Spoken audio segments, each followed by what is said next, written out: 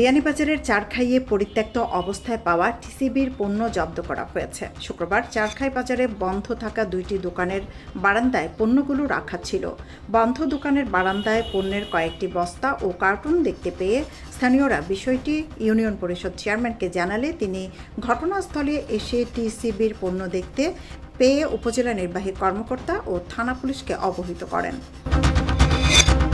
বাংলাদেশ ইসলামী ছাত্র শিবির বিয়ানীবাজার উপজেলা শাখার পক্ষ থেকে স্কুল শিক্ষার্থীদের মধ্যে সিঙ্গেল ডিজিট সংবর্ধনা প্রদান করা হয়েছে। বৃহস্পতিবার জলধূপ উচ্চ বিদ্যালয় মিলনায়তনে এই অনুষ্ঠানের আয়োজন করা হয়।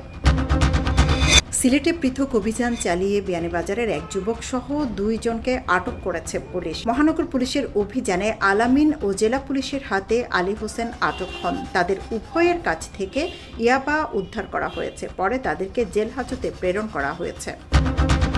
জকিগঞ্জে বসতঘর থেকে এক যুবকের লাশ উদ্ধার করেছে পুলিশ। ঘরের তীরের সাথে ফাঁস লাগানো অবস্থায় তার লাশ পাওয়া গেছে।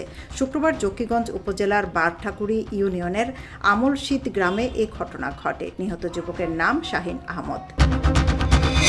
সিলেটের বিভিন্ন স্থানে সড়ক দুর্ঘটনায় গত 72 ঘণ্টায় 5 জনের মৃত্যু হয়েছে।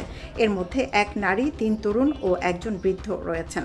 সিলেটের দক্ষিণ সুরমা কুচাই ঢাকা সিলেট মহাসড়কের হবিগঞ্জের শায়েস্তাগঞ্জ হবিগঞ্জ লাখাই সড়ক ও সিলেট তামাবিল সড়কে চিকনাগুল উমনপুর এলাকায় এসব দুর্ঘটনা ঘটে।